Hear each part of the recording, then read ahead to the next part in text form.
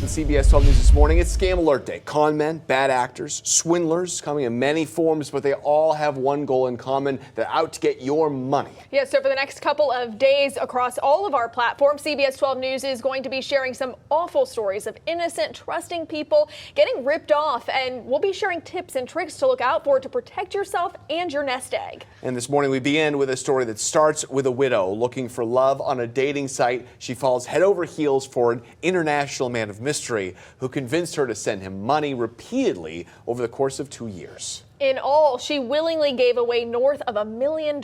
Yeah, I-Team Chief Investigator Mike Magnoli is here with that story. Mike, Romeo was not who he appeared to be.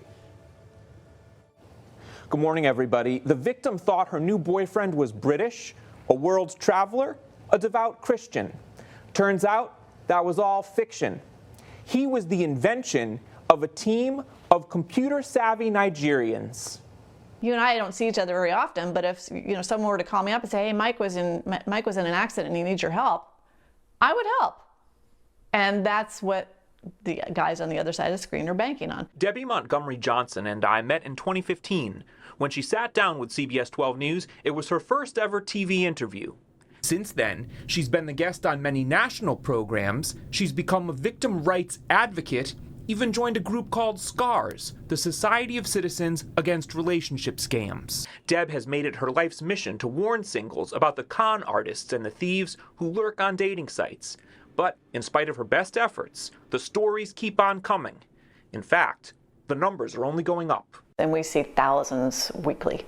There are millions around the world. And it happens every single day. Every second someone's being scammed by somebody.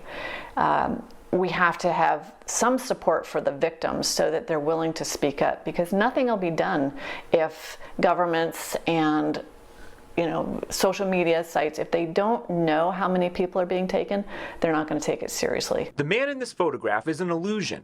Deb knows that now, but for 2 years, she was in love with him, even though they never met face to face. After her husband died, friends convinced Deb to create a profile on a dating site, and there she connected with Eric Cole.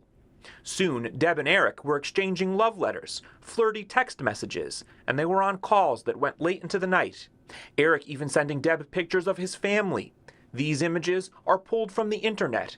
Fake relatives, some of whom she even spoke to on the phone, never realizing they were simply the scam artists' accomplices. Your guy was, plural, was a team? Well, in my story, there was the sister and the son and the lawyer. So, and after it fell apart, I'm thinking, how did they do that? It's organized crime. It's not one scammer sitting in a cafe in Nigeria.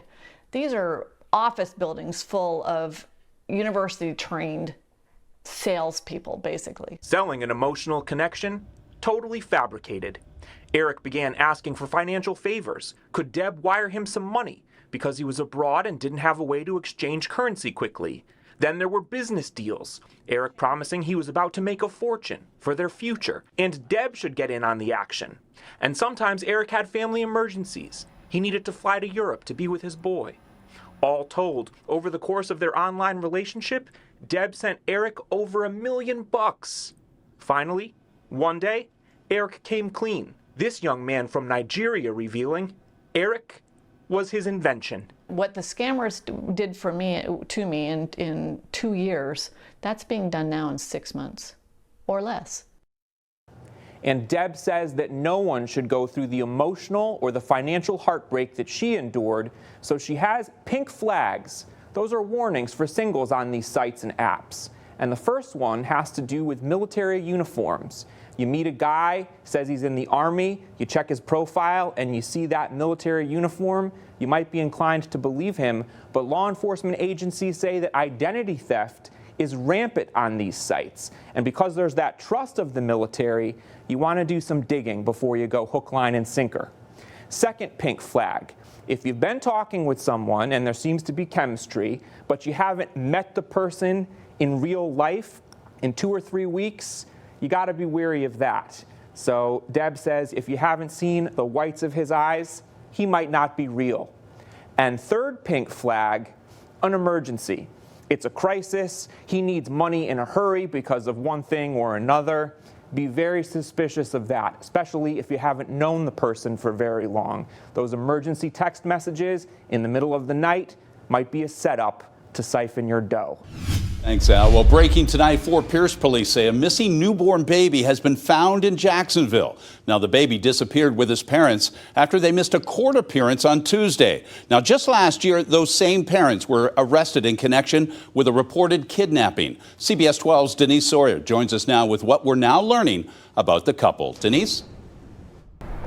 Documents from this district court show that on June 7, 2021, Port St. Lucie police responded to a reported kidnapping. Now, records show that Robert Lisby and Joy Tyler, who are the parents of that missing newborn baby, are also the suspects in that 2021 case. Now, they were due in court here yesterday, but they were a no-show, which triggered a search for the couple and their newborn baby. At this duplex on 12th Street in Fort Pierce, there's no trace of Robert Lisby, Joy Tyler, or their baby boy Hassan. Authorities say the family was living here until very recently, when the child was reported missing. So authorities had to issue a missing child alert for the 2-month-old. But today, Fort Pierce police have confirmed that baby boy was found safely. No one answered the door at Robert Lisby's Fort Pierce home, where it seems the pair have left nothing but a trail of court documents behind. Documents which show the couple allegedly kidnapped their 2 other biological children, who had been taken away and placed in foster care. Authorities at the time were concerned Lisby and Tyler may have been trying to take the kids out of state, but they were returned unharmed and the couple arrested. DCF officials said the children were not to be left alone with the couple because they are, quote, a present danger. Today, that couple is wanted for felony charges stemming from that 2021 alleged kidnapping. Anyone with information is urged to call police. New developments in the confessed Parkland school shooter's trial. A clash in court following a jury selection mix-up has the attorneys for the mass shooting gunman fighting back, and it could rock his death penalty trial. CBS 12's Luli Ortiz is live in Parkland with the very latest for us tonight. Luli? Yeah, Liz, a lot of twists and turns in this trial, and today the defense attorneys for Nicholas Cruz filed this motion right here, arguing that the judge should have never dismissed the more than 200 potential jurors after a mistake she made. Now, this motion goes on to say that if the court does not reverse its order striking all previous panels, then the state must be barred from seeking the death penalty, and the proceedings must conclude.